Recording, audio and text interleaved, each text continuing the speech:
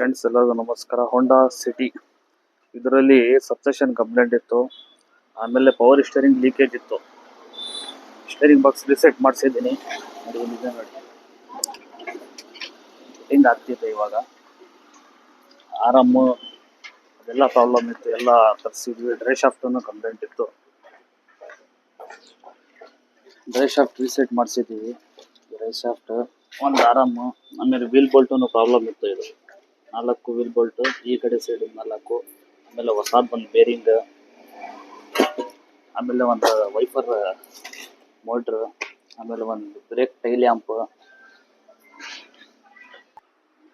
Steering box drive shaft reset ಮಾಡ್ಬೋದು, ನಡೆಯುತ್ತೆ, ಏನು ಪ್ರಾಬ್ಲಮ್ ಇಲ್ಲ. ಯಾಕಂದರೆ ಇದು ಸ್ಟೇರಿಂಗ್ ಬಾಕ್ಸ್ ಜಾಸ್ತಿ ಇದೆ ರೇಟ್. ಅದಕ್ಕೆ ಸ್ಟೇರಿಂಗ್ ಬಾಕ್ಸನ್ನು ಡ್ರೈ ಶಾಫ್ಟ್ ರೀಸೆಟ್ ಮಾಡಿದ್ದೀವಿ. ಫಿಟ್ಟಿಂಗ್ ಮಾಡ್ತಾ ಇದ್ದಾರೆ ಹುಡುಗರು. ಎಲ್ಲ ಓಡಿಸಿ ಲೀಕೇಜ್ ಎಲ್ಲ ಚೆಕ್ ಮಾಡಿ ಸತಿ ಚೆಕ್ ಮಾಡೋಣ.